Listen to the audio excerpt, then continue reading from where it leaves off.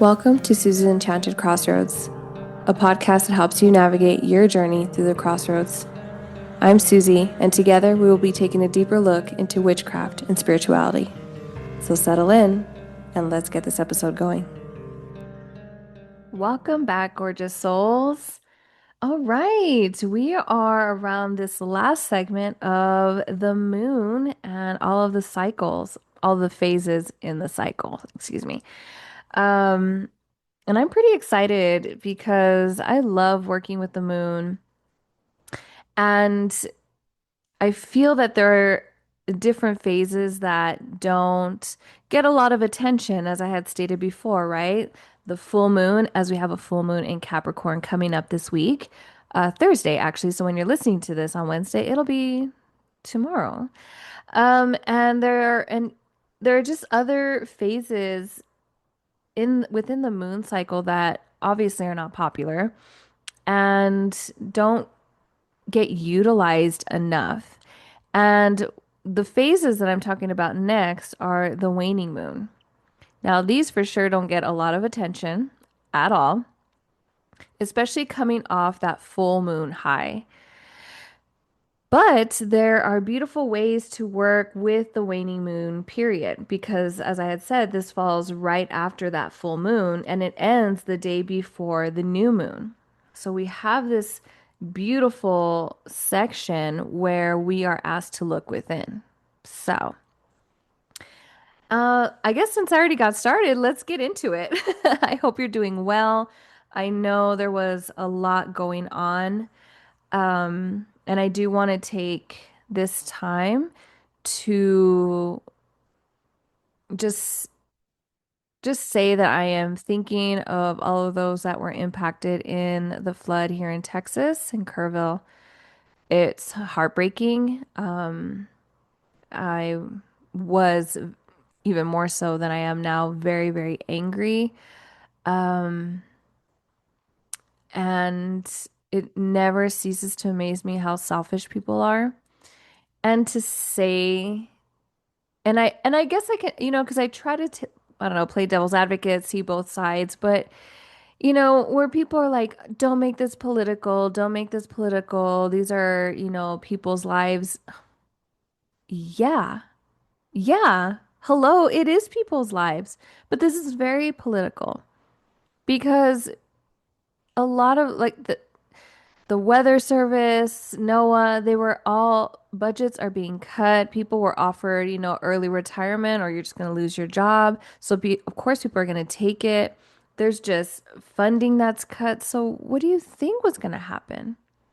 But yet our tax dollars, if you're in the States, obviously, are funding in quotes or are going to this alligator concentration camp. And that's what really gets me. And honestly, maybe this does segue beautifully into the waning moon because being love and light all the time is so toxic. And as I've stated, I live in Texas. So I don't, even though it's a primarily red state, I don't vote that way. Hell no. So if you didn't know, and this is a shock to you, then that's my fault for not speaking up louder because we hear it all the time, right?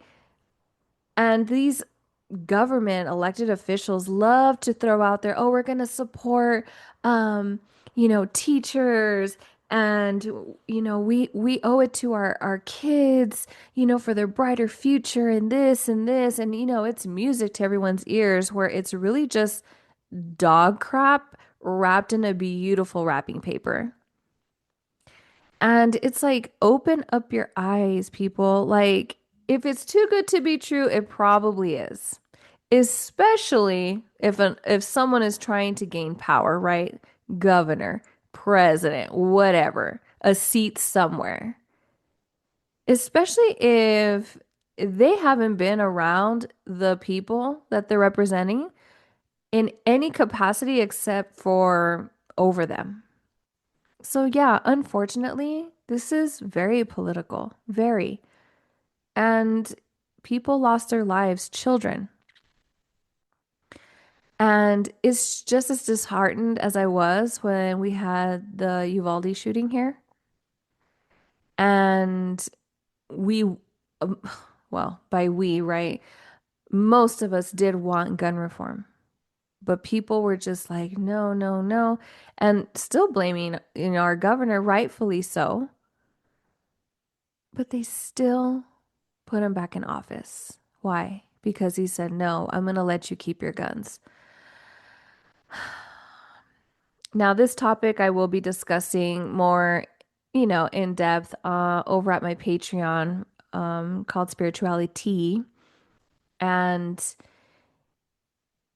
I invite you to come on over. It is free to join. There are paid tiers, but it is free to join. So I do invite you to come on over. There's links below in the show notes.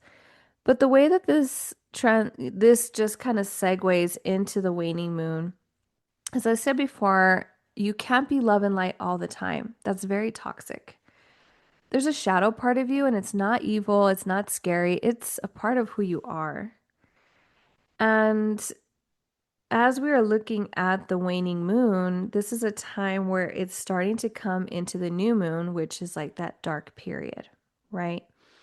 And this is it's a little bit more, it begins with like that shadow, right? It's starting to darken and it's becoming a lot quieter. As if you go back to my full moon where everyone gathers because you can do so much, more now that there's light illuminating in the darkness, right? But now as we are moving past that full moon and into the new moon, now it's a good time to examine the shadow, your shadow. And I don't want anyone to guilt you or shame you. This is part of who you are. This is honestly, what society desperately needs to address, right? This process as a collective,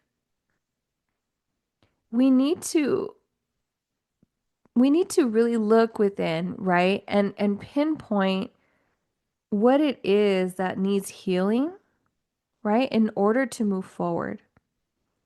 To really pay attention in order to heal.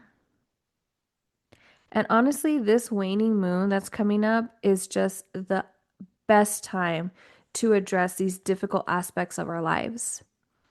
As I'm recording, it is the 777 portal, right? It is the seventh day of the seventh month, and we're in the year 2025. So people are taking 25 and adding it, and it's seven.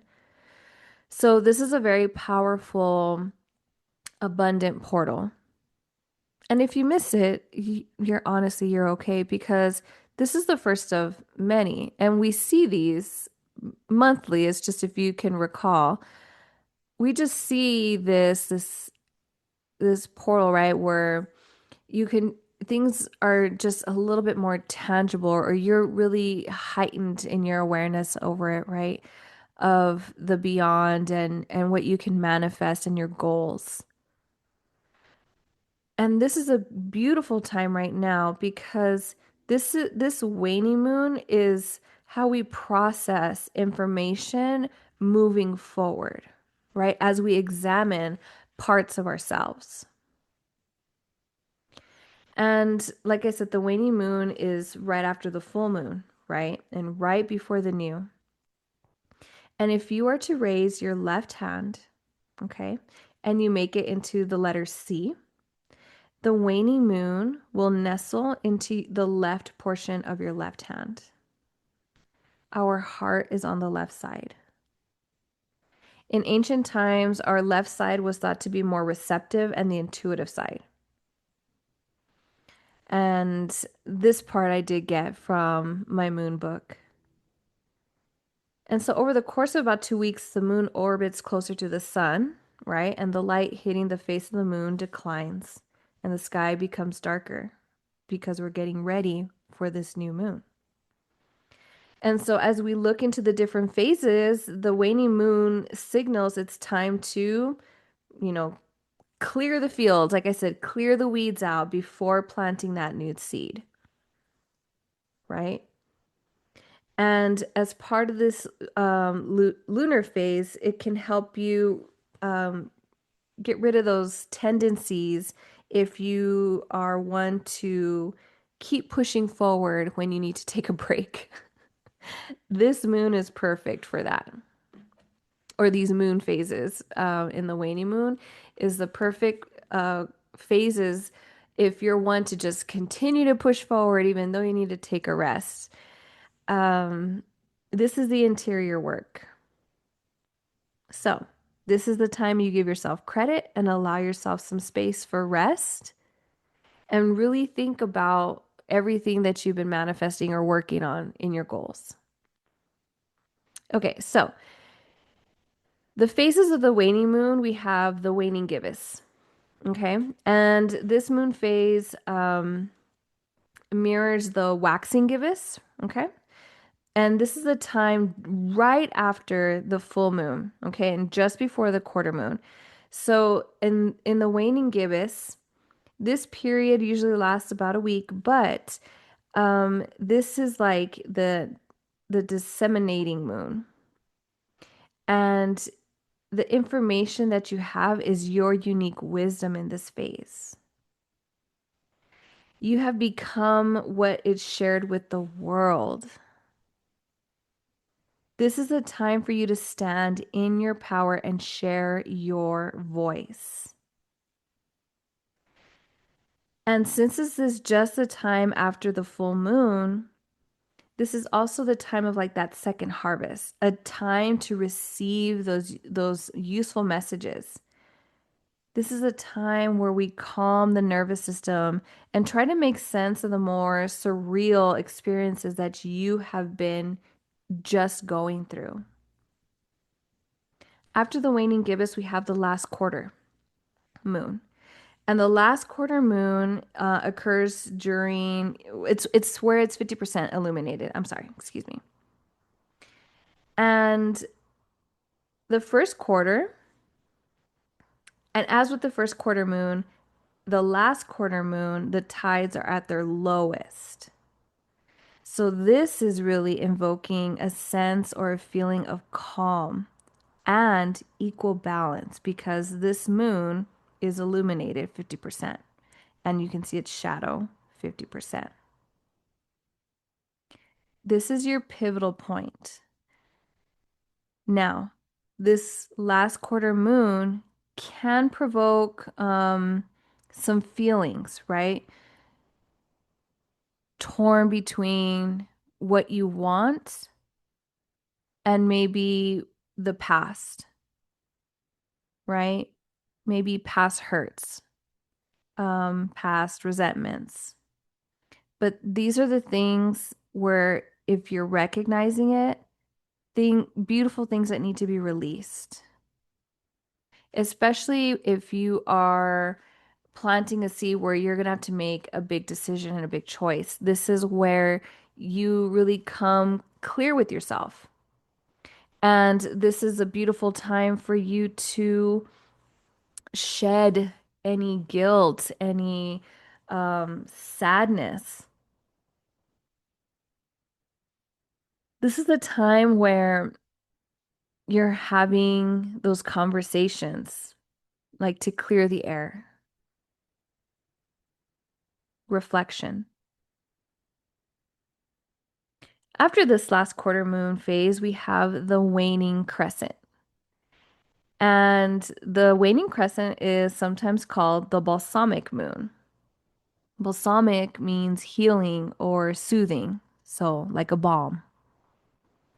And after the last quarter, the tides begin to build up again. So now you're experiencing feelings of surrender. And whatever has come up throughout this lunar cycle, if you haven't really recognized it or are paying attention, right? Or if you're continuing to put that on the back burner, it's gonna be a time where this is gonna be the time where it's gonna start swirling around you. Okay? This is where we put our ego aside and we make sure that we set ourselves up for success. Now, you may feel a little bit of a lower energy during this time, because this is the time of rest. Remember, this is all a darker period because we just had the illumination of the full moon and we're starting to grow in darkness. So that shadow is creeping in and spreading a little bit farther and farther. Sorry, I just needed a sip of my iced coffee. I hadn't had any coffee today, y'all, and we're pushing 3 p.m. Um, so this is a beautiful time for you to pay attention to that inner voice. A great time for maybe some meditation and really checking in, doing a little body scan. If you need help with that, that's what I do my Reiki healing on, and you can book with me in the show notes. Because this is a time for you to clean and declutter, but this is more than just the space to clean and declutter. If you did not do that in the full moon, this is a beautiful time to do that now, but also within yourself. You know, when you neglect like an area and you just see like little cobwebs that little spiders have maybe made their home and have moved on, that can also happen within yourself energetically. So, this is where you really wrap up any loose ends and you really reflect on past decisions or feelings or whatnot so that you can have that closure to move forward. Now, finally, we have the dark moon, and the dark moon occurs 3 days leading up to that new moon. Okay. So, there's a lot to be said about the dark moon. I might have to do a separate episode, but the energy and the traditions of the dark moons can be very complex. Um, So we might come back to this, but the dark moon does end the waning moon period of the entire lunation. Now, if the waning moon is hard for you, okay, if you're like, man, after the full moon, I just either I'm dragging or I have a lot of feelings or I just have a lot of downloads that come through and I never know, what to do with it. I would just allow yourself to feel that and flow with it. Now, remember that the waning moon marks an end, and endings are always the hardest.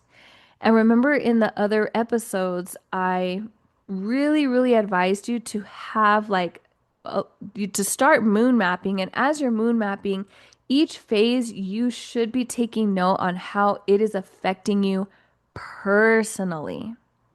Okay. Now, like I said, all over the internet, all over social media, you're gonna see like people are like, oh, I just feel so exhausted in the full moon, but in the new moon, I just have so much energy. But that might be different for you. It might be flip-flopped. In the waning moon phase, we're crossing um that liminal space, right? And intuition is becoming your anchor. And if you don't listen to your intuition, that gut feeling, this is a time to allow yourself, okay? To allow yourself to, if it feels a certain way, instead of ignoring it, go, nah, that's just me being me. No, don't make those excuses. Note it. Okay, I'm feeling this way in this situation. It was under this moon phase. And you always circle back to it. I'm not saying you have to dwell on it. No. This is just for you to remember how you are feeling at that certain point.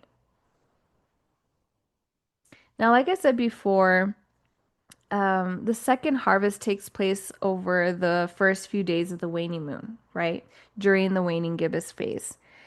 And that day or two after the full moon is still a good time to cast a harvest spell. And you're like, I'm not a farmer. Okay, but it's just like when you get the Empress in tarot and she's pregnant. That's where I'm not saying, unless this is a reading specifically for that, but I'm not saying you're becoming pregnant. That is you nurturing and birthing an idea, a creativity, whatever, right? Acknowledging that you need to take care of yourself.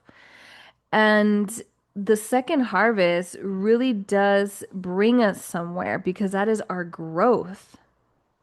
This is where we recognize our importance and the importance of what you do. Even if you're like, well, I don't do anything, I'm a housewife, or I'm a stay-at-home mom, or I don't do anything, I just report to my 9 to 5 and then I come home. And I beg to differ, gorgeous soul, because honestly, if you're part of this circle, you're listening to me out there, you do far more than you give yourself credit for. You do far more than other people may recognize or that you may recognize. I know, but for a fact that you are probably very giving or you're so intelligent, that you are a good listener.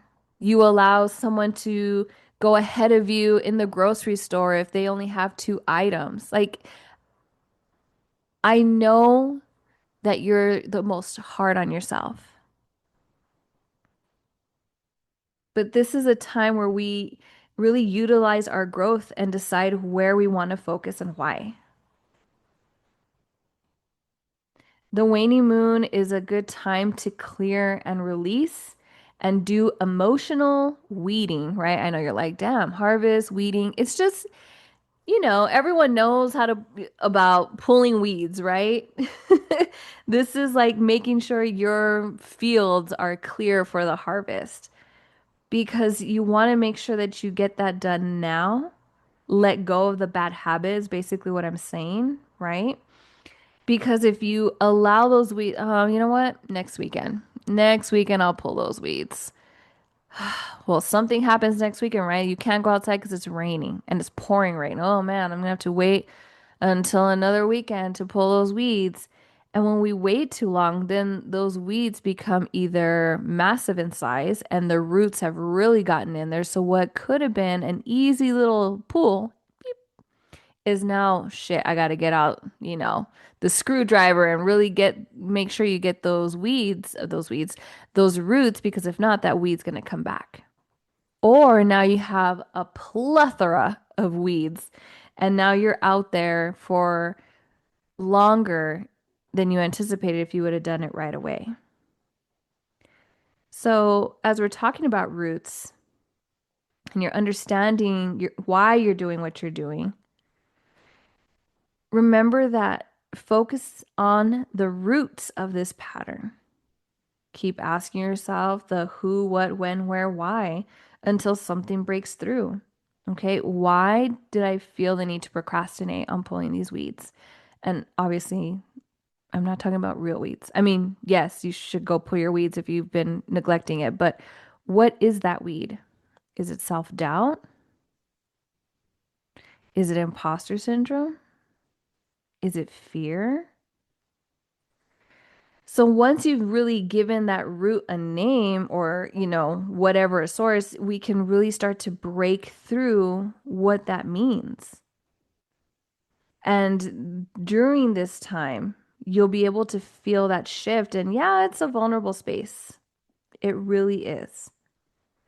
Because that weed could be speaking your truth instead of being a people pleaser and saying, you know what, when you say things like that, it really hurts my feelings and it makes me feel like you don't listen to me. I listen to you, you're just so soft or you just get so sensitive. You may think that I'm being too sensitive on this topic, but I really do see this as a sign of disrespect. Oh my gosh, there you go. I'm always disrespectful. I'm just the worst friend or mother or daughter or brother or sister. That's not what I said, but I'm going to start setting firm boundaries. So if you're going to continue to talk to me that way, I'm going to leave. Oh, what? You're going to leave and you're just going to blah, blah, blah. It's these difficult back and forths when you're setting a boundary, when you're realizing the hurt comes not just from the words, but where the words are coming from. A person you love, a person you trust, a person who you thought was your safe space, right? That could be one of the weeds. So as you're starting to redirect, right, and unhooking yourself from these things, there's a release there. And you can look at yourself with some compassion because you're doing the work during this time. Releasing is to heal and is to repair. It's just like if you got a cut, right? You fall or you cut yourself and you clean it thoroughly and you put a band-aid. Well, you also got to change the band-aid in order for that cut to heal. If you don't change the band-aid, you're going to continue to leave it and you can have an infection or it takes so much longer to heal. And like I said, this could be a difficult time for some because you're releasing maybe some pain or some suffering. Because sometimes these cuts, these wounds can run very, very deep. And I'm not saying you got to go through all of it within this one phase, right? However, but you have the support of these waning moon phases to help support you in that. And you continue with the cycle because then you have the new moon, right? And if you're setting a boundary, you just worked through that, right? Okay, I'm working on it. And so the new moon comes and you examine yourself, right? Your situation. And during this waning moon phase, you're like, you know what? It's time. This is just time for this work. And that is the seed you plant, whatever that work is. Working on exercising how to speak up, working on setting firm boundaries, and really working on taking care of mind, body, spirit. Because when we allow people or things to kind of manipulate us and really drain us, we neglect ourselves, right? And we have all kinds of excuses for it. I'm too busy, or, well, they're family, whatever. That's just how so and so is. During this time, I need you to rest and reflect. Remember, to rest is to integrate. We're good. You're okay. When you are in rest, you're not really in that fight, flight, freeze, fawn, right? Response. We're taking our deep breaths. We're starting to ground ourselves. You're noticing in these moon phases here that taking breaks is knowing when is a good time to stop, to utilize the rest. And as I say this, some of you are like, well, I just have a trauma from resting. I can't sit for long periods of time because, I have someone in the back of my head that says, oh, you're sitting? Well, there's laundry to be done or something else, right? Because I'm one of those recovering from that. But knowing that this is not just a time for your physical rest, but for that emotional rest and that mental rest, very, very important. So around this time, if we're going to look at it in a magical standpoint, right? Now we looked at mundane, we're looking at this from a magical viewpoint. This is a great time for protection magic. Our protection magic not only keeps us safe, right? Especially from energy vampires and from us, from you absorbing everybody else's energy, but it also keeps you very balanced. We look at the moon when it's 50% illuminated, right? And it also helps you to be grounded. Because when we are invoking that protection magic, right, where we have a focus, we know what we want because it is with us in an alignment. And it's very productive, right? You're either meditating with it, you're putting on an oil, a spray, you're pulling cards, you're casting a circle, you're calling in guides. Very, very productive. So, especially around this time, if you're not used to doing this kind of work or magic, I would practice it over and over and over again. Just doing these protection magic spells. Um, so during this phase, as I said, very, very good for protection, very good for grounding practice, right? Because we are starting to access our inner wisdom. And during this time, as we grow, darker from the illumination, we're doing, we are checking in with ourselves. So just like I said, when you're doing meditation, when you're doing anything like that, it doesn't need to be for an hour every single day. 2 minutes a day is better than 60 minutes once a month because you're really starting to live by this practice. So maybe you place your feet flat on the floor, maybe you sit on the ground and you close your eyes or soften the gaze and you relax the shoulders, release the eyebrows and unclench your jaw, unclench your butt, and you're mindfully breathing as you ground. This is the kind of connectivity you want within yourself. And then it's easy to start creating these energetic protections. And setting up boundaries is very, very important. The waning moon is the best time to do your shadow work. Deep dive into your subconscious. What are your fears and limiting beliefs? Air them out. This concept of the shadow has been going around and it's like it's such a it gets such a negative rap,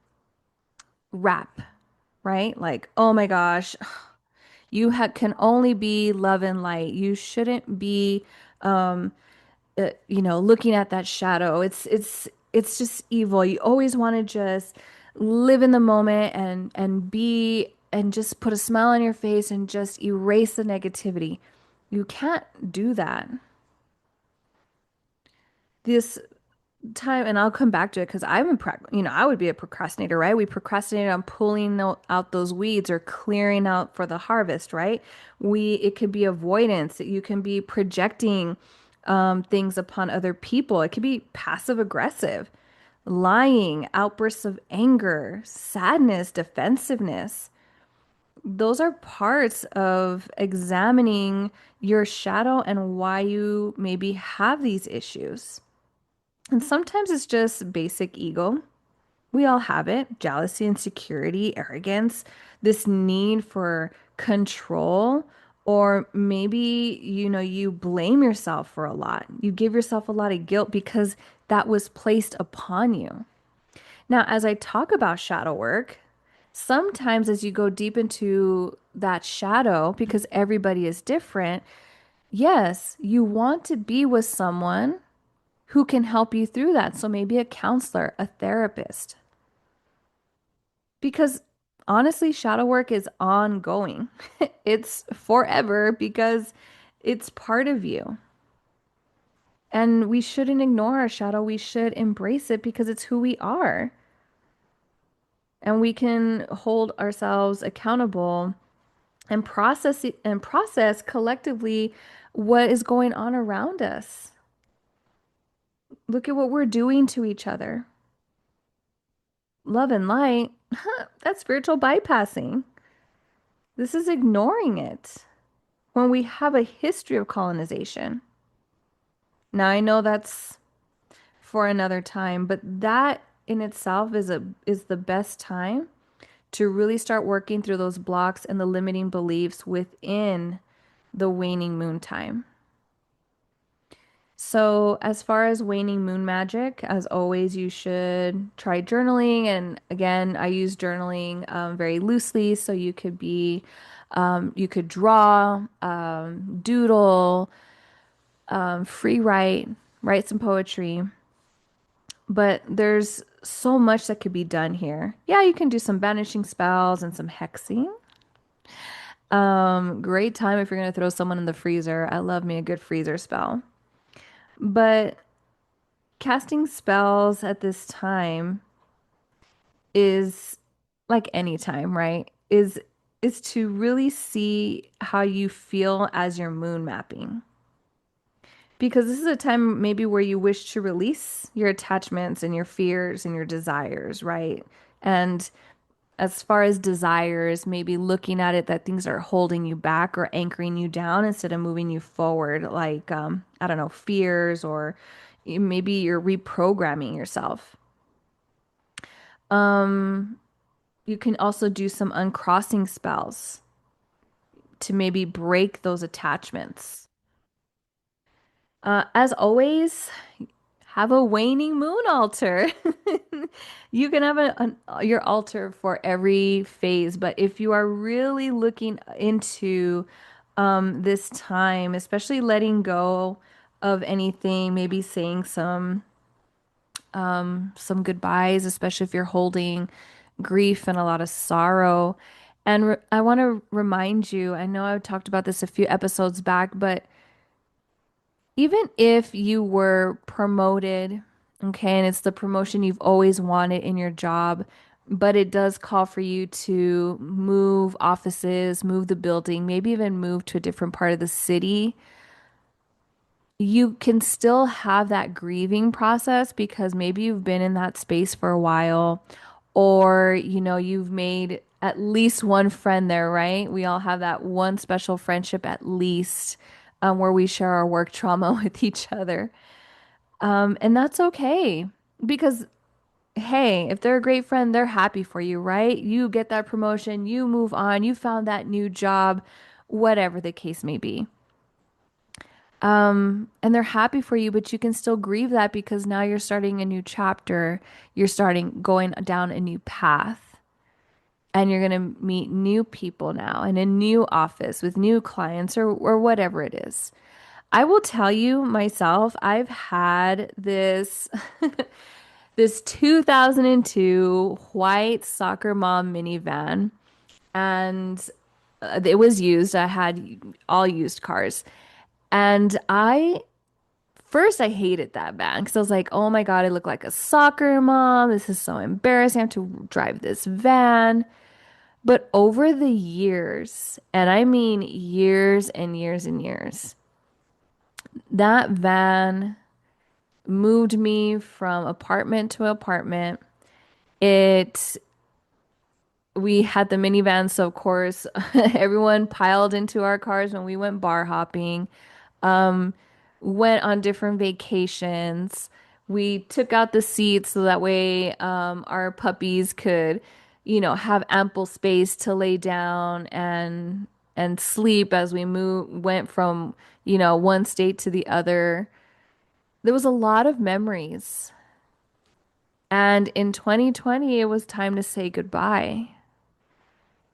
And even though sometimes, man, that car, the AC went out or the heater wouldn't work and we needed a new transmission,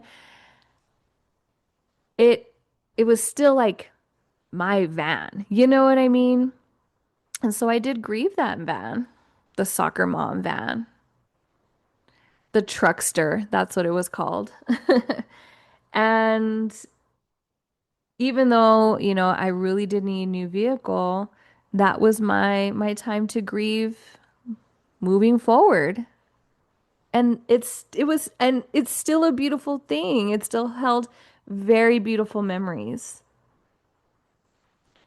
And as put your waning moon altar up, maybe you have photos, right? Maybe it's you in, past you or your ancestors.